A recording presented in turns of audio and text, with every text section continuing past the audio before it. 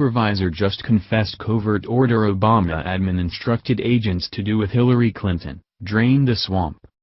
Reports are now starting to become known that Republican lawmakers had said they had heard additional stories about political bias and interference within the FBI on the eve of the much-awaited testimony which was given by FBI Director Christopher Wray this past Thursday.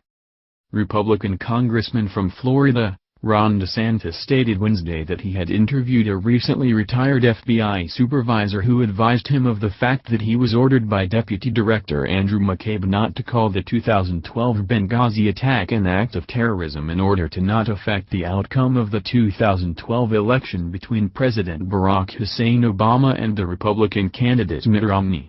He added that the agent had found the instruction concerning because his unit had gathered undisputable evidence showing that a senior al-Qaeda leader had indeed planned out and directed the attack. He also made very clear the fact that the information had been given to then-President Obama, but instead of doing what an American president should do and take steps to stop it, he decided to ignore the information which resulted in the death of our ambassador and 3 Navy SEALs. Allen West reports. FBI is still protecting Hillary, makes shock decision on emails. The Federal Bureau of Investigation, FBI, is a component of the U.S. Department of Justice, the key word being justice. However, we must begin to ask ourselves, if we're honest, whether there are 2 definitions of justice in America. I'm not talking about the politicized progressive, socialist social justice rhetoric. I'm referring to a simple understanding of the rule of law, and a blind prosecution of those who violate it. When gazing upon Washington, D.C., and the FBI, it appears that the swamp wins again. As reported by townhall.com, the FBI has denied a Freedom of Information Act request seeking a series of emails belonging to former Democrat presidential candidate, Hillary Clinton. In their rejection of the request, the FBI cited a lack of public interest for their decision. A lack of public interest? Like the American people, other than those chuckleheads at liberal progressive media outlets, are interested in Russian collusion?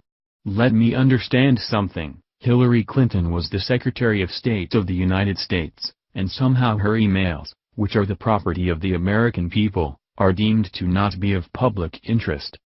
How can it be that a government official can destroy tens of thousands of emails, computer hard drives and communications equipment and, well, it's just fine? I suppose the new normal is that everyone that has a top-level security clearance can have a non-secure computer server in their personal residence and transmit classified information of the government of the United States on said server? Doggone it, why did I have to undergo all those annual handling of classified information briefings and sign forms of responsibility for those years in the Army? Oops, forgot, justice is different for deplorables and those not part of the American elite class. There are some who can openly admit to Russia that they'll have more flexibility after re-election, and that's not deemed improper collusion or even questioned. Some can conduct a uranium deal with Russians and get personal financial benefit, and that's not collusion and isn't to be questioned. We have individuals who abandoned Americans to die and then lied about it, but don't question that.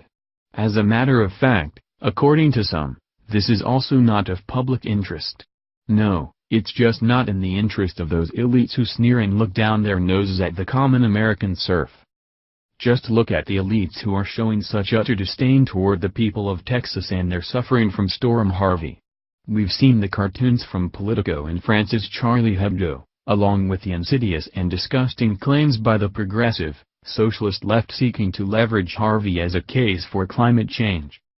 And let's not forget the University of Tampa professor who tweeted that this was karma for the people in Texas for voting for Donald Trump.